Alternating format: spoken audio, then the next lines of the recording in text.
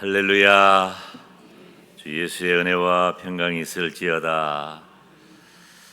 오늘 요한복음 설교 74번째, 하나님의 자기 계시로서의 예수님. 유대인들이 금기 언어가 있습니다. 그것은 하나님의 이름이에요. 이상하죠? 우리는 주야, 주여, 아버지, 여호와 하나님, 우리는 막 안 불러서 부르라고 그러잖아요. 그런데 유대인들은 하나님의 이름을 못 불렀어요. 그리고 그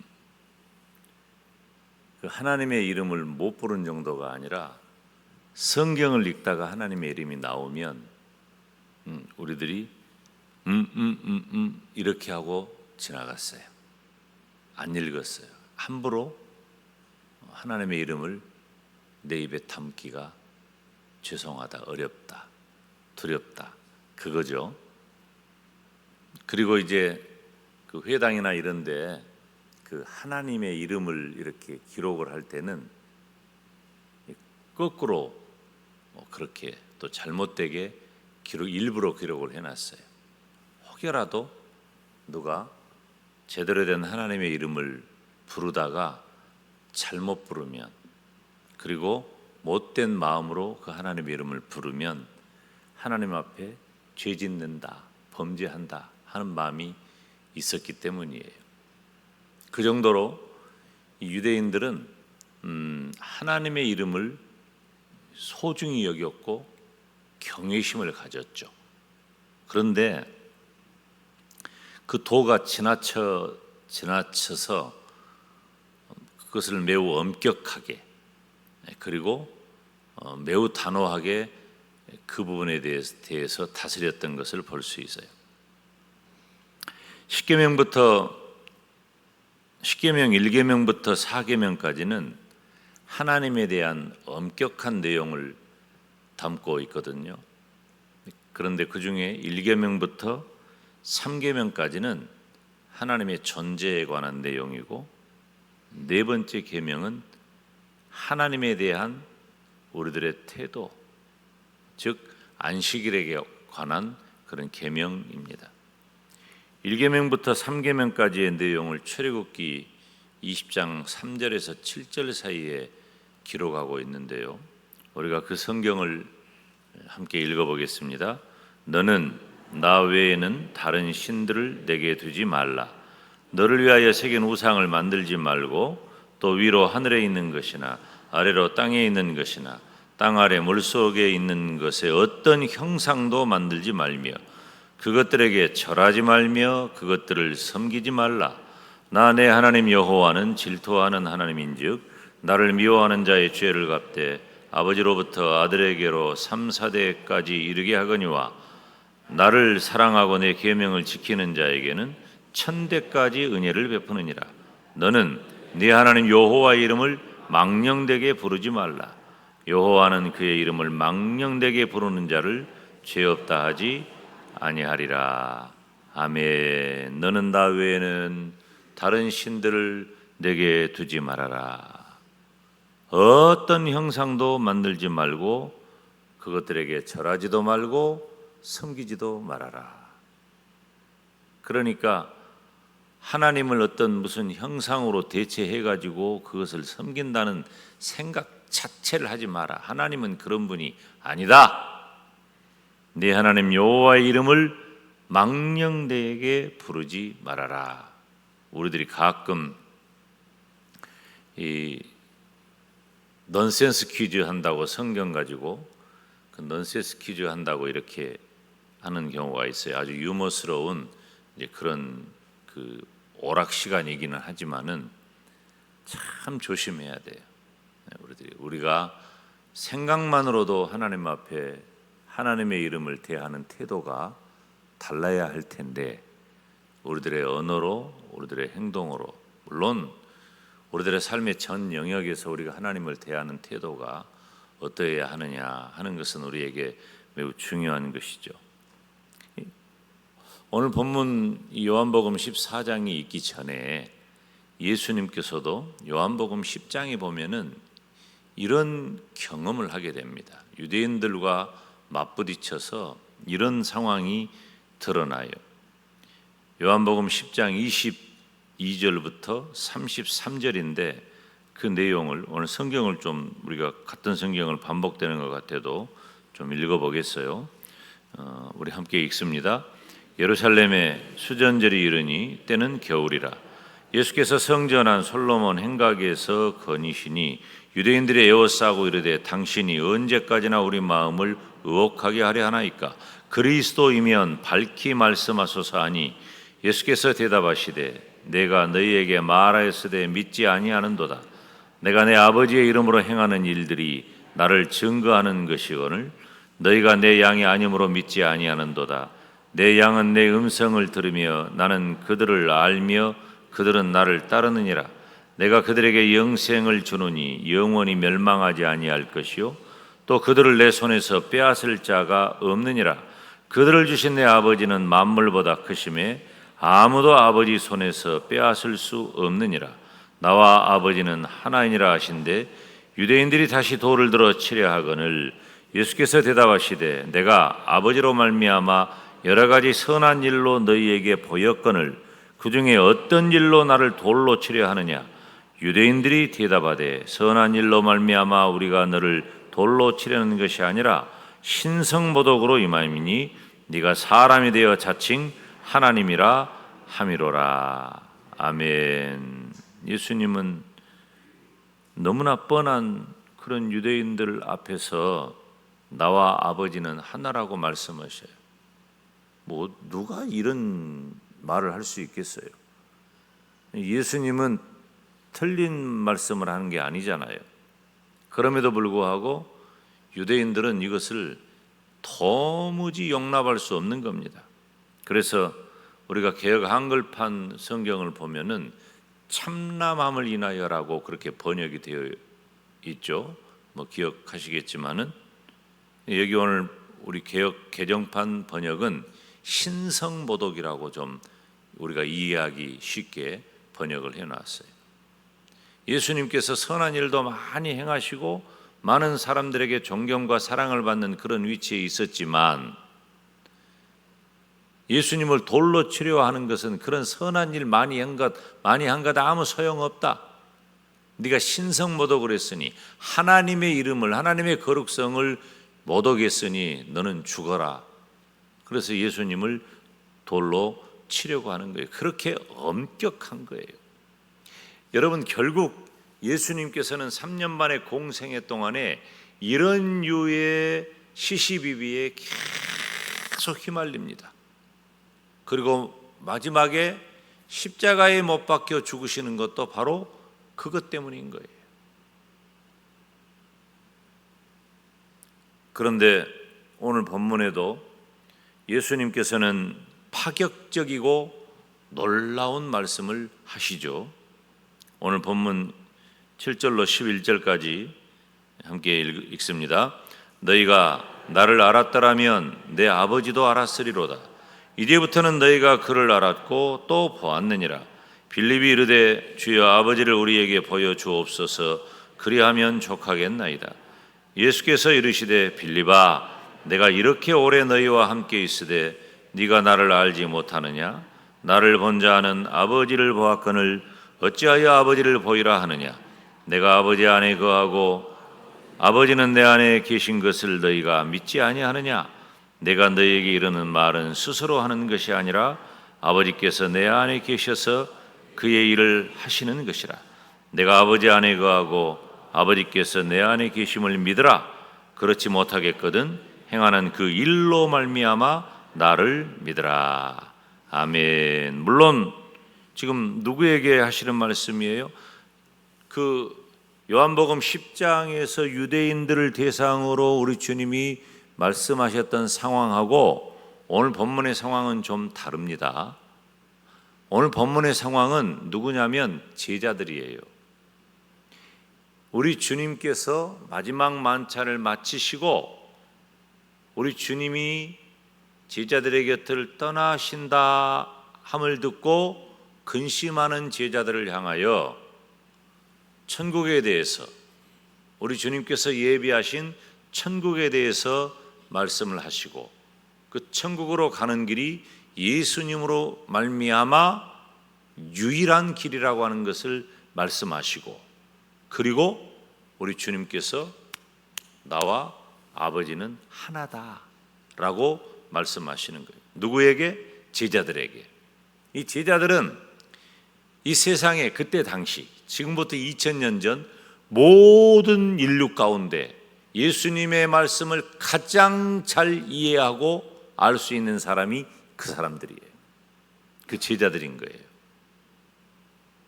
3년 반 동안 예수님과 함께 했기 때문에 예수님이 누군지 그들은 직접 목도했고, 예수님이 하시는 말씀을 들었고, 그 예수님께서 행하시는 일과 말씀을 통해 예수님이 이 세상 사람 아니라고 하는 것, 단순한 사람이 아니라고 하는 것을 제자들은 충분히 알았단 말이에요. 그런 제자들 앞에 주님께서 나를 본 자는 아버지를 보았다 말씀하시는 거예요. 그런데 우리 주님께서 7절 말씀에 보면은 너희가 나를 알았더라면 그랬죠. 이 알았더라면이라고 하는 말이 바로 어떤 의미냐면은 경험을 통해서 알게 되는 걸 말하는 거예요. 내가 너를 안다. 내가 무엇을 안다. 그러니까 무슨 그릇이나 뭐 어떤 물건이나 이런 것 이거 가져다 주면은 뭐 우리는 다 시계라는 것을 이미 알기 때문에 그러지만은 이거 보면 시계에 대한 그 존재나 가치를 전혀 모르는 사람은 그냥 이렇게 보는, 이게 한 200년 전에 300년 전에 우리나라 사람들한테 주면은 모른단 말이에요. 그런데 우리는 알아. 경험적으로 알아요. 이걸. 시계구나. 안단 말이에요. 알아. 이건 물컵이구나. 경험적으로 아는 거예요. 경험적으로. 예수님을 너희가 나를 알았더라면이라고 하는 말은 경험적인 아는 거예요. 경험적으로. 그러니까 예수님의 제자들은 예수님의 지상 사역 동안에 함께 지내면서 예수님에 대해서 이미 알게 된 거예요. 이미 알게 된 것. 바로 그것을 말씀하시는 거예요. 그러니까 예수님께서는 제자들이 예수님을 경험적으로 알았다면 당연히 예수님의 아버지이신 하나님도 안다는 거예요. 당연히 안다는 거예요. 이게 중요한 말이 뭐냐면은 이제부터는 이라는 말이에요. 이제부터는 이제 하나님을 완전히 계시하시는 예수님께서 영광 중에 떠나시는 그 순간을 말하는 거예요. 이제 그날이, 그 시간이 다가오고 있잖아요. 그 시간은 비록 가룟 유다의 배신으로부터 시작이 됩니다. 그 가룟 유다의 배신으로부터 시작된 밤이지만 예수님의 순환, 예수님의 고난과 그리고 영광스러운 죽음, 그 잔인하고 고통스럽고 지독한 치욕스러운 그 십자가를 성경은 영광스러운 죽음이라고 우리들에게 증언하는 거예요. 이제는 새로운 시대가 도래했음을 알려주는 겁니다. 제자들은 그 예수님을 통해서 하나님을 알고 보게 되는 것입니다. 그래서 주님께서는 이제부터는 뭐라고 말씀하셔요? 이제부터는 너희가 그를 알았고 또 보았느니라 말씀하셔요. 지금 누구 얘기하는 거예요? 예수님 자신 얘기하는 거잖아요. 예수님 자신 얘기. 제자들과 함께 하시면서 지상에서 사역을 행하셨던 그 예수님은 바로 독생하신 하나님을 가장 잘 나타내고 있어요. 이것이 바로 계시란 말이에요. 나타낸다는 말이 계시라는 말이에요. 이 지상에서 사역하셨던 예수님을 통해서 제자들은 하나님을 가장 잘 알 수 있다는 거예요. 자기 계시예요. 구약은 하나님에 대한 지식이 정확하게 나타나 있지 않아요. 그래서 구약을 이해하고 구약을 해석하고, 그러니까 구약을 모르는 사람들이 아니요, 유대인들이, 지자들이. 구약을 이스라엘 백성들은 끊임없이 회당에서 구약을, 율법을 계속해서 회당에서 안식일이면은 회당에 나아가서 계속해서 그들은 평생을 그렇게 살아요. 성경을 읽고 공부하고 평생을 그렇게 살아요. 유대인들은 이스라엘 땅 안에서만 그렇게 사는 것이 아니라 이스라엘 땅을 떠나 디아스포라 되었을 때도, 바깥에 나아가 사는 떠돌이가 되었을 때도 그들은 반드시 뭘 했어요? 회당을 짓고 회당에 모여요. 무엇하기 위해서? 그들 조상적부터 전해오는 그 율법을 떠나지 않고 그 율법을 공부하고 그 율법 안에 살기 위해서 계속해서 율법을 읽고 듣고 배우고 한단 말이에요. 그런데 몰라, 다 수건으로 가리워졌어. 참, 수건으로 가리워졌기 때문에 예수 그리스도를 계시하였음에도 불구하고 모르는 거예요. 예수님께서 계시된 하나님이라고 하는 것을 모른다 그 말이에요. 그렇지만 독생하신 하나님이신 예수님께서 이 세상에 오심으로 이제는 새로운 시대가 열린 거예요. 활짝 열려져 버린 거예요. 이제 예수님을 알고 본 사람들은 하나님을 알고 본 사람이 되었다 그 말이에요. 지금까지는 하나님이 어떤 분인가에 대해서 희미했어, 가려졌어. 그런데 예수 그리스도 안에서 그것이 드러났다 그 말이에요. 보여졌다 그 말이에요. 그래서 예수님을 온전히 알고 믿는 사람들은 하나님을 알게 되었고 하나님을 보게 되었다는 거예요. 여러분, 우리가 어떻게 하나님을 볼 수가 있습니까? 하나님 봤다 그러면 그건 사기꾼인 사기꾼, 거짓말하는 사람이에요. 하나님은 볼 수 있는 분이 아니에요. 그런데 예수님께서는 하나님의 완전한 계시로서 이 땅에 오셨기 때문에, 하나님을 나타내 주시는 분으로 이 땅에 오셨기 때문에 예수님을 본 사람은 하나님을 보았다 그 말이에요. 그런 의미에서 이제 예수님을 온전히 알고 믿는 사람들은 하나님을 알고 하나님을 보게 되었다는 것입니다. 이 말을 제자들이 이해했을까요? 예수님과 함께 했던 제자들이지만 갸우뚱한 거예요. 자기들은 평생 그렇게 율법을 듣고 보고 배우고 우리 주님과 동행했어도 나를 본 자는 아버지를 보았다고 하니까 빌립이 뭐라고 말을 해요? 제자들 가운데 8절에 보니까 빌립이 이르되 주여 아버지를 우리에게 보여주옵소서. 그러면 족하겠나이다. 예수님이 우리 전라도 말로 내동 다 말해놨는데 또 물어보는 거예요. 그러면 하나님을 보여주세요. 내동 다 설명했는데, 다 말했는데. 그래서 예수님께서 다시 말씀하시는 거예요. 9절에서 11절, 아까 읽었던 말씀의 후반부예요. 9절에서 11절, 여러분들도 예수님의 말씀을 들으세요. 읽으면서 들으세요. 시작.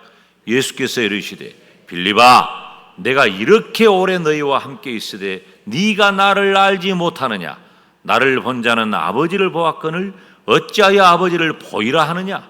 내가 아버지 안에 거하고 아버지는 내 안에 계신 것을 네가 믿지 아니하느냐?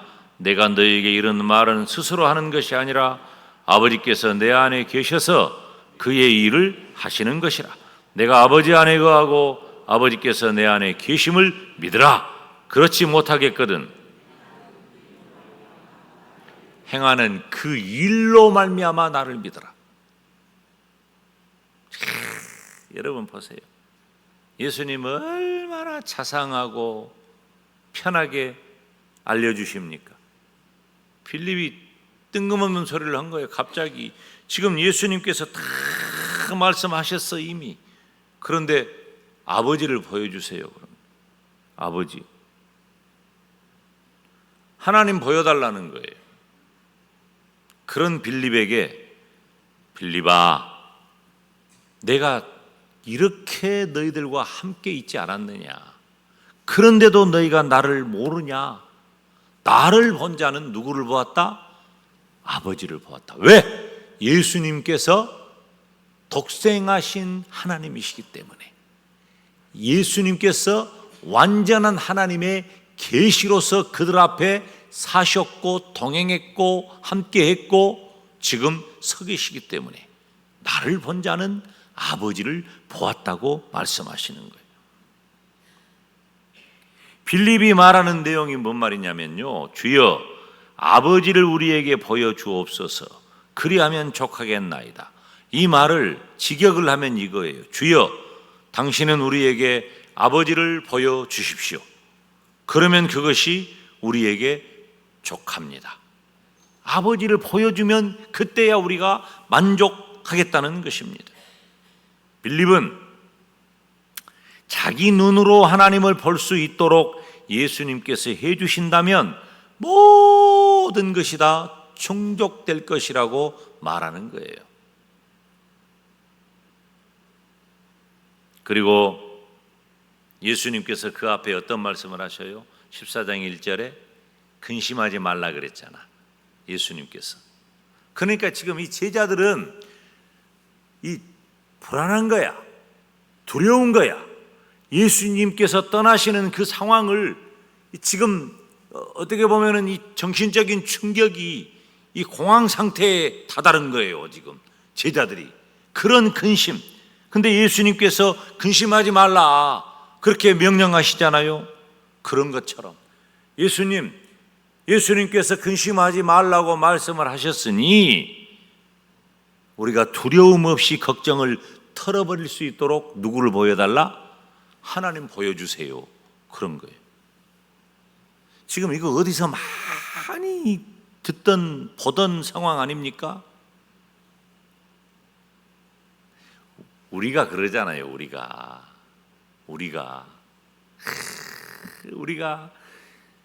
솔직히 말하면요, 저도 예수님 믿은 지 참 저보다 더 오래된 분들 앞에서 오래됐다고 말하면 미안합니다만은 거의 평생 예수님 믿고, 그리고 예수님 말씀 속에 살고 예배드리고 예수님 전하며 사는 목사인데, 가끔 우리가 만난 어떤 상황에 막 매이고 답답하고 꼬이고 안 풀리고 힘겹고 그럴 때는 그냥 하나님이 그냥 까서 딱 보여줘 보면 얼마나 좋을까이, 이런 생각을 할 때가 있는 거예요.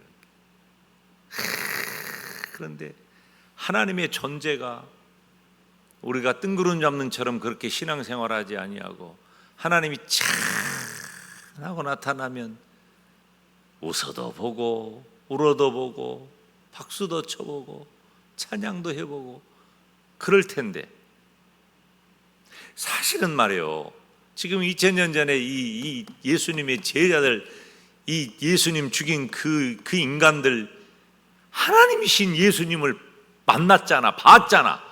실제로 완전한 계시이신 그 예수님을 봤잖아.